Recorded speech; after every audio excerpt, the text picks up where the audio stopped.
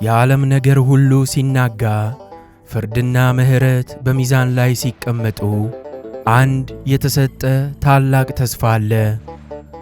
የዓለም ፈጣሪ ለእናቱ የገባው ዘመናትን የተሻገረ ማንም ሊሽረው የማይችለው የማይነቃነቅ ቃል ኪዳን።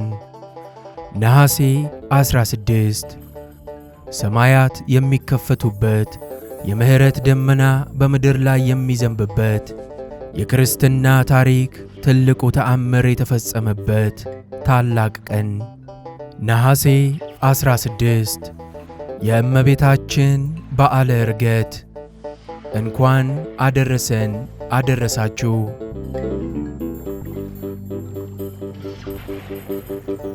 ሞት ለሰው ልጅ ሁሉ የተጻፈ ተፈጥሯዊ ሕግ ነው። ነገር ግን የአምላክ እናት የሆነችው የንጽሕት ድንግል ማርያም ሞት ግን ፍጥረቱ ሁሉ ያላሰበው ሰማይና ምድርን ያስደነቀ ታላቅ ምስጢር ነበረ። ሞትስ ለሞታውያን ይገባል፣ የማርያም ሞት ግን ሁሉን ያስደንቃል። እንደ እንግዳ ደርሶ እንደ ውሃ ፈሶ ወይም በአጋጣሚ የተደረገ አይደለም። ጥንቱን በአምላክ ልቦና ታስቦ በኋላም በነቢያት ትንቢት ተነግሮለት የተፈጸመ ሰማያዊ ድንቅ ነው።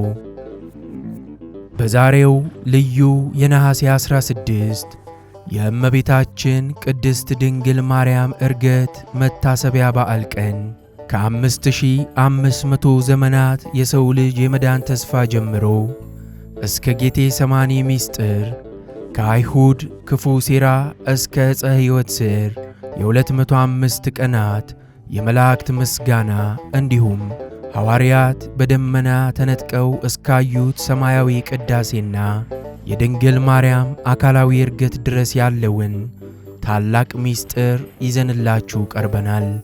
እስከ መጨረሻው አብራችሁን ቆዩ።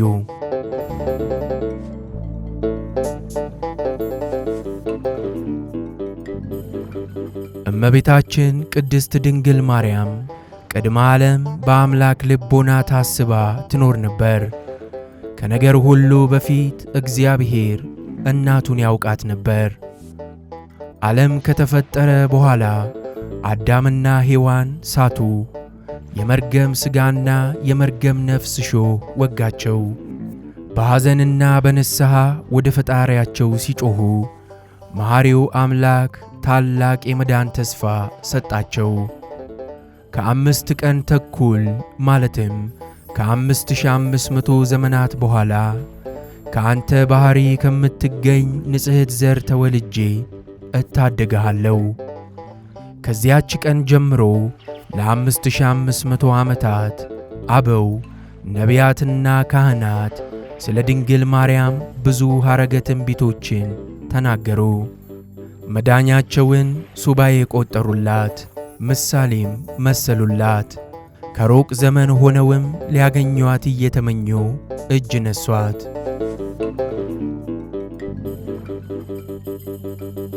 የእመቤታችን የትውልድ ሐረግ ከአዳም በሴት፣ ከያሬድ በሄኖክ፣ ከኖህ በሴም፣ ከአብርሃም በይስሐቅ፣ ከያዕቆብ በይሁዳና በሌዊ በኩል ወረደ። ከይሁዳ በእሴይ፣ በዳዊት፣ በሰለሞንና በሕዝቅያስ ወርዶ ከጻድቁ ኢያቄም ደረሰ። ከሌዊ ደግሞ በአሮን፣ በአልዓዛር፣ በፊንሐስ፣ በቴክታና በጥርቃ አድርጎ ከቅድስት ሐና ደረሰ። አባታችን አዳም ከገነት በወጣ በ5485 ዓመት ወላዲተ አምላክ ንጽሕና ሳይጎድልባት ኀጢአት ሳያገኛት ጥንተ አብሶ ሳይደርስባት ከደጋጎቹ ኢያቄምና ሐና ተወለደች። ቅዱስ ቴዎዳጦስ ዘእንቆራ እንደ ተናገረው ከተፈጠረችበት ጊዜ ጀምሮ በምንም ነገር አልረከሰችም።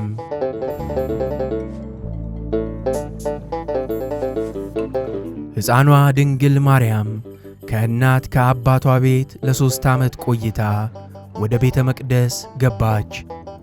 በዚያም ለ12 ዓመታት ፈጣሪዋን እግዚአብሔርን እያመሰገነችና እያገለገለች ኖረች። እርሷን ደግሞ መላእክተ ብርሃን እያገለገሏት ኅብስት ሰማያዊና ጽዋ ሰማያዊ ይመግቧት ነበር። 15 ዓመት በሞላት ጊዜ ጻድቁ አረጋዊ ዮሴፍ ያገለግላት ዘንድ ወደ ቤቱ ወሰዳት። በዚያም መልአከ ብስራት ቅዱስ ገብርኤል የደስታን ዜና አበሰራት። አካላዊ ቃልን በማኅፀኗ ጸነሰችው። ሊቁ ቅዱስ ኤፍሬም እንደተናገረው መሸከም የማይቻለውን እሳተ መለኮትን ተሸከምሽ።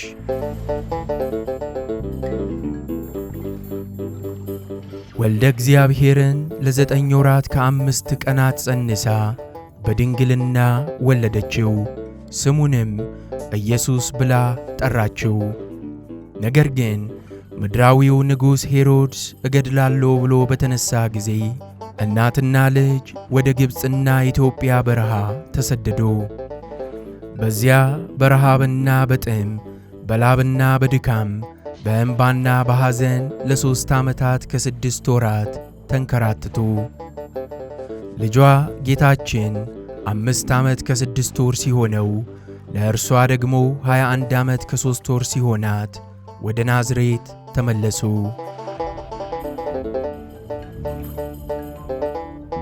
በናዝሬት ለ24 ዓመታት ከ6 ወራት ልጇን ክርስቶስን እያሳደገችና ነዳያንን እያሰበች ኖረች። እርሷ 45 ዓመት ልጇ 30 ዓመት ሲሆናቸው ጌታችን ተጠምቆ ትምህርቱንና ተአምራቱን ጀመረ። ለ3 ዓመታት ከ3 ወራትም ካደረበት እያደረች ትምህርቱን ሰማች። ነገር ግን የመዳን ቀኑ ደርሶ ልጇ ክርስቶስ ሲሰቀል የእናትነት አንጀቷ በሐዘን ተቃጠለ። አረጋዊው ስምዖን እንደተናገረው በነፍሷ ሰይፍ አለፈ። ነገር ግን ጌታ በተነሳ ጊዜ ከፍጥረት ሁሉ ቀድማ ትንሣኤውን አየች። ለ40 ቀናትም ሳትለይ ከልጇ ጋር ቆየች።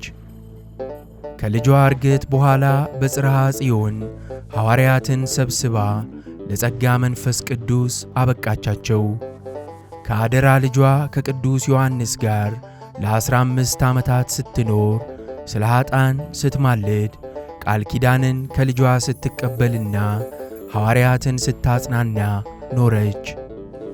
ዕድሜዋ 64 በደረሰ ጊዜ ጥር 21 ቀን መድኃኒታችን አእላፍ ቅዱሳንን አስከትሎ መጣ። ኢየሩሳሌም በፈውስና በሰማያዊ መዓዛ ተሞላች።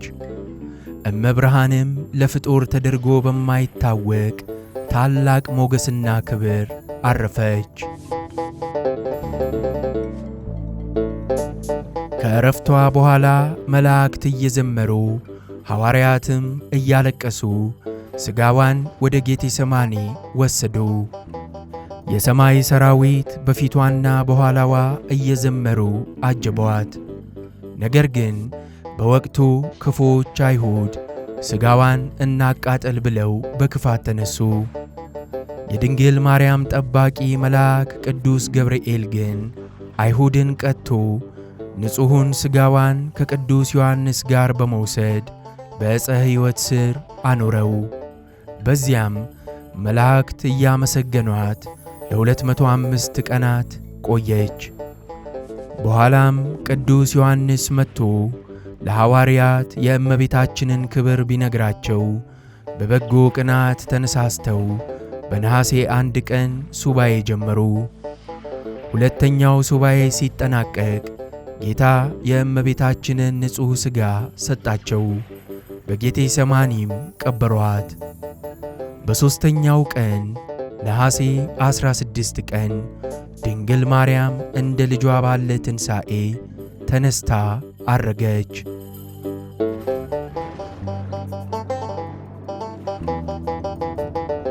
ደጉ ሐዋርያ ቅዱስ ቶማስ በደመና ሲመጣ ትንሣኤዋንና እርገቷን አየ።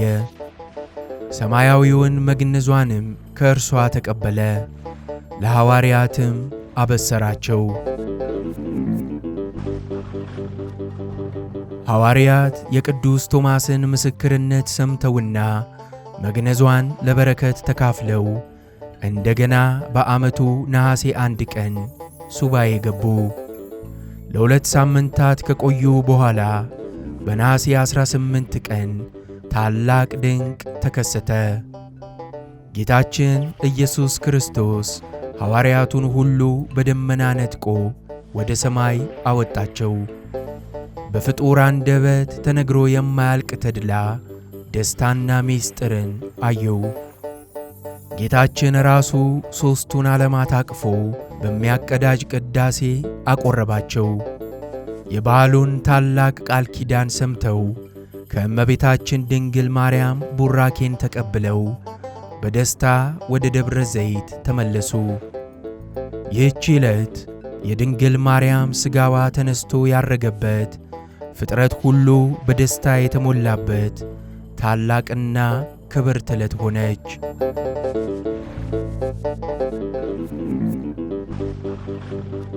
በኢትዮጵያ ኦርቶዶክስ ተዋሕዶ ቤተ ክርስቲያን ታሪክ ውስጥ ነሐሴ 16 ልዩ ቦታ አለው። ይህ ቀን የክርስቶስ ደቀ መዛሙርት የድንግል ማርያምን ዕርገት ያዩበት የትዝታ የደስታና የታላቅ ተስፋ በዓል ነው። አበው ካህናትና ምዕመናን ለ15 ቀናት የተገበሩትን የጾም የጸሎትና የእንባ ጊዜ አጠናቀው የድንግልን ትንሣኤና ዕርገት የሚያከብሩበት ቀን ነው። ኪዳነ ምሕረት ማለት የምሕረት ቃል ኪዳን ማለት ነው። አምላካችን ኢየሱስ ክርስቶስ ለእናቱ ለቅድስት ድንግል ማርያም ስምሽን የጠራውን ዝክርሽን የዘከረውን በስምሽ የታመነውን ሁሉ እምርልሻለሁ ያላት ታላቅ የቃል ኪዳን ቀን ነው። በቤተ ክርስቲያናችን አስተምህሮ ድንግል ማርያም የሰው ልጅ ሁሉ አማላጅ እንድትሆን የተመረጠች ናት። በነሐሴ 16 የተሰጣት ቃል ኪዳን ግን የሰው ልጅ በኀጢአት በወደቀበት ጊዜ ሁሉ ተስፋ እንዳይቆረጥ የተሰጠ የወርቅ ድልድይ ነው። የኪዳነ ምሕረት በዓል የቁጣ ሳይሆን የምሕረት፣ የፍርድ ሳይሆን የይቅርታ መገለጫ ነው። በሀገራችን በኢትዮጵያ ከገጠር እስከ ከተማ፣ ከጥንታውያን ገዳማት እስከ አዲሶቹ አደባባዮች የነሐሴ 16 በዓል በእልልታና በደስታ ይከበራል። ምዕመናን ነጭ አልባሳታቸውን ለብሰው የቃል ኪዳኑን ታቦት በመከተል በዕጣንና በዝማሬ አምላካቸውን ያመሰግናሉ። ነሐሴ 16 ሌሊቱን በቅዳሴ ጠዋቱን በጸበልና በታቦት ወጣቶች፣ አባቶች፣ እናቶችና ሕፃናት በአንድነት የሚቆሙበት ቀን ነው። በየቤቱ ጸበል ተጠምቆ እንጀራ ተጋግሮ የፍልሰታ ጾም መፍቻ ፍስክ ተዘጋጅቶ ድሆችና ምስኪኖች የሚታሰቡበት ፍቅርና አንድነት የሚታደስበት ልዩ አጋጣሚ ነው። በዚህች ቀን በብዙዎች ሕይወት ውስጥ ተአምራት ይፈጸማሉ። የታመሙ ይፈወሳሉ፣ ያዘኑ ይጽናናሉ፣ ተስፋ የቆረጡ አዲስ ጥንካሬ ያገኛሉ።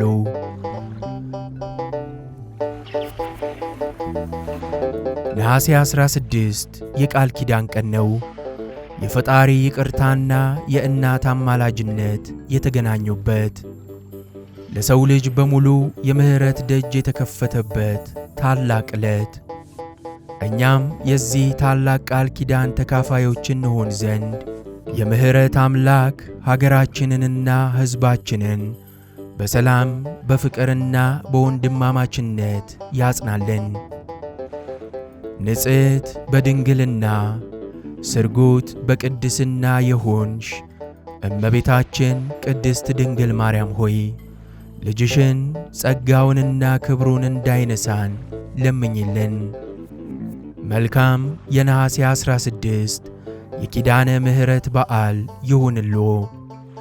የእመቤታችን ቅድስት ድንግል ማርያም ረድኤት በረከትና ፍቅር ከሁላችን ጋር ይሁን። አሜን።